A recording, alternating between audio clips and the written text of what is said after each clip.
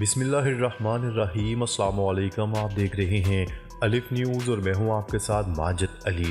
شامل کرتے ہیں آج کی online headlines. Hamas کا کہنا ہے کہ غزہ میں مختصر سیز فائر آج متوقع ہے۔ چند گھنٹوں کے اندر قطر جنگ بندی اور تفصیلات کا اعلان کرے گا۔ اس سے قبل حماس کے رہنما اسماعیل ہانیہ نے بھی جنگ بندی معاہدے کے قریب پہنچنے کا عندیہ دیا تھا۔ ایک بیان میں اسماعیل ہانیہ کا کہنا تھا کہ ہم جنگ بندی کے ایک معاہدے تک پہنچنے کے قریب ہیں۔ حماس نے اپنا موقف قطر کے بھائیوں اور ثالثیوں کو پہنچا دیا ہے۔ سعودی ولی عہد کا اسرائیل کو ہتھیاروں کی برآمد بند کرنے کا مطالبہ۔ سعودی ولی عہد شہزادہ محمد بن سلمان نے تمام ممالک سے اسرائیل کو ہتھیاروں کی برآمد بند کرنے کا مطالبہ کر دیا۔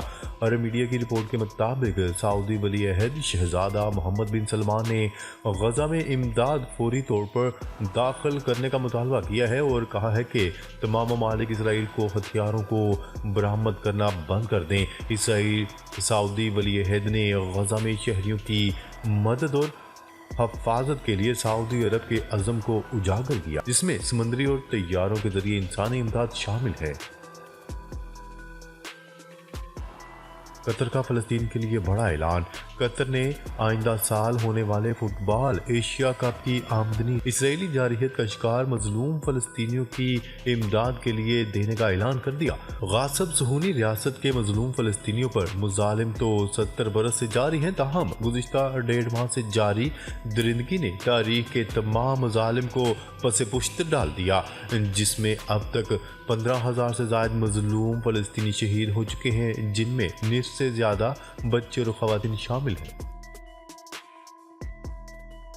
حزب اللہ نے اسرائیلی فوجی پوائنٹ کو میزائلوں سے نشانہ بنا دیا۔ حزب اللہ کی جانب سے جاری ہونے والی ایک ویڈیو سے معلوم ہوتا ہے کہ مزاحمتی تنظیم نے اسرائیلی فوجی پوائنٹ کو کامیابی کے ساتھ نشانہ بنایا۔ تفصیلات کے مطابق لبنان کی مزاحمتی تنظیم حزب اللہ نے بھی اسرائیلی سرحدی علاقوں میں غزہ پر اسرائیلی وحشیانہ جارحیت کا بدلہ لیتے ہوئے اسرائیلی فوج کے ٹھکانوں کو میزائلوں سے نشانہ بنایا۔ میزائل حملے سے اسرائیلی فوج کو بھاری نقصان اٹھانا پڑا۔ شمالی کوریا کا جاسوس سیٹلائٹ لانچ کرنے کا تیسرا منصوبہ۔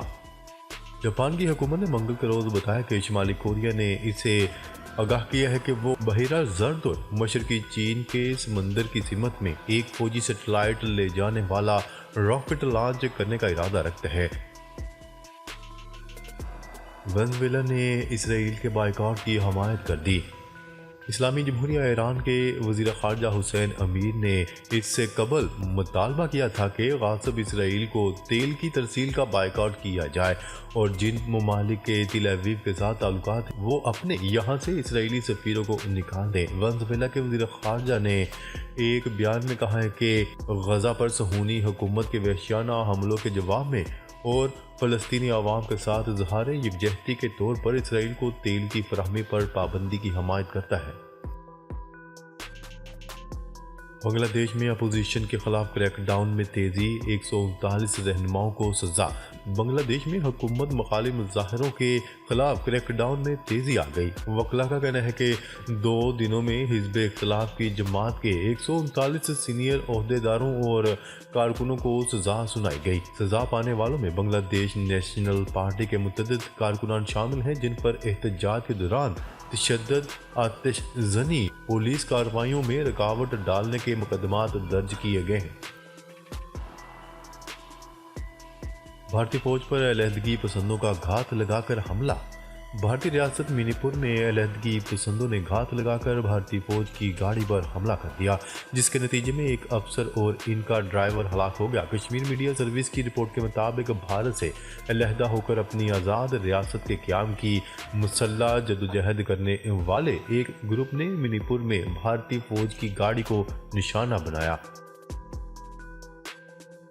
غزہ میں متعدد اسرائیلی فوجی اپنے ہی ساتھی اہلکاروں کی فائرنگ سے ہلاک۔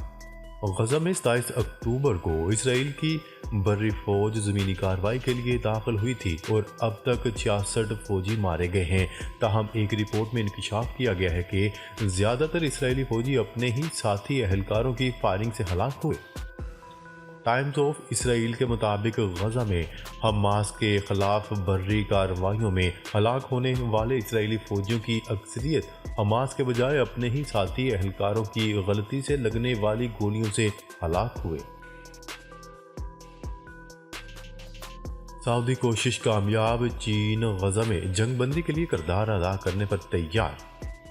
چین میں ہونے والی سعودی عرب سمیت دیگر اسلامی ممالک کے وزراء کی بیٹھک میں غزہ میں فوری جنگ بندی کا مطالبہ کیا گیا، جبکہ مشرق وسطیٰ میں امن بحالی کے لیے چین نے ہر ممکن تعاون کی یقین دہانی کروا دی۔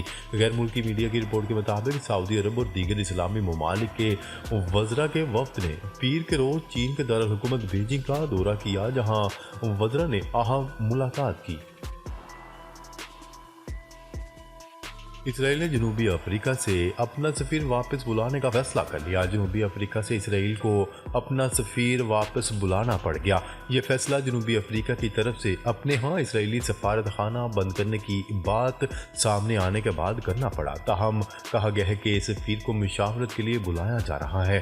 اسرائیلی وزارت خارجہ کا یہ فیصلہ پیر کے روز اس لیے سامنے آیا کہ جنوبی افریقہ کی حکمران جماعت افریقن نیشنل کونسل نے جمعرات کے روز اعلان کیا تھا کہ اسرائیلی سفارت خانہ بند کرنے سے متعلق اپوزیشن جماعت کی تحریک کی حمایت کرے گی۔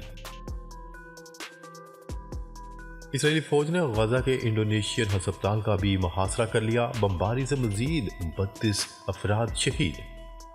اسرائیلی فوج کی بربریت جاری، النصرات جبالیہ کے کیمپوں اور انڈونیشین ہسپتال پر حملوں میں مزید 32 فلسطینی شہید ہو گئے۔ شہداء کی تعداد 13,300 سے تجاوز کر گئی۔ غزہ میں انڈونیشین ہسپتال پر بمباری کے نتیجے میں ڈاکٹروں سمیت 14 فلسطینی شہید ہو گئے۔ اسرائیلی فوج کے ٹینکوں نے ہسپتال کو گھیرے میں لے لیا۔ اطراف میں شدید بمباری، ہسپتال کا جنریٹر بھی بند کر دیا گیا۔ شمالی غزہ میں یہ آخری فعال ہسپتال بچا تھا۔ امن میں حقیقت پسندانہ تربیت میدان جنگ میں بہترین کارکردگی کی ضمانت ہے۔ Army chief general Asim Munir کا کہنا ہے کہ امن میں حقیقت پسندانہ مشن پر مبنی تربیت ہی میدان جنگ میں بہترین کارکردگی کی ضمانت دے سکتی ہے۔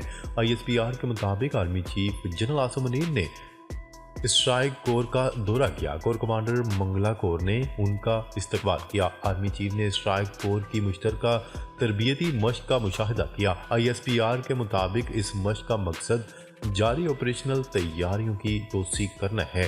ISPR کے مطابق آرمی چیف نے مشق میں شریک جوانوں سے ملاقات کی۔ آرمی چیف نے جوانوں کے جذبے، آپریشنل کارکردگی اور پیشہ ورانہ مہارت کو سراہا۔ عام انتخابات، PTI کا ہر حلقے سے امیدوار اتارنے کا فیصلہ۔ آئندہ عام انتخابات میں پاکستان تحریک انصاف نے ہر حلقے سے امیدوار میدان میں اتارنے کا فیصلہ کر لیا۔ ذرائع کے مطابق تحریک انصاف کی جانب سے ہر حلقے کے 3 امیدواروں کو پارٹی ٹکٹ جاری کیے جائیں گے۔ ہر حلقے سے 10 امیدواروں کو مقامی تنظیم فائنل کرے گی۔ PTI کی سینئر قیادت 5 امیدواروں کو شارٹ لسٹ کرنے کے بعد لسٹیں چیئرمین پاکستان تحریک انصاف کو بھیجے گی، جس کے بعد وہ حتمی امیدوار فائنل کریں گے۔ ICC نے سری لنکا کو انٹرنیشنل کرکٹ کھیلنے کی اجازت دے دی۔ ICC کے مطابق سری لنکا باہمی سیریز اور انٹرنیشنل ایونٹس کھیل سکتا ہے، تاہم کرکٹ سری لنکا کے تمام معاملات کرکٹ کونسل خود دیکھے گی۔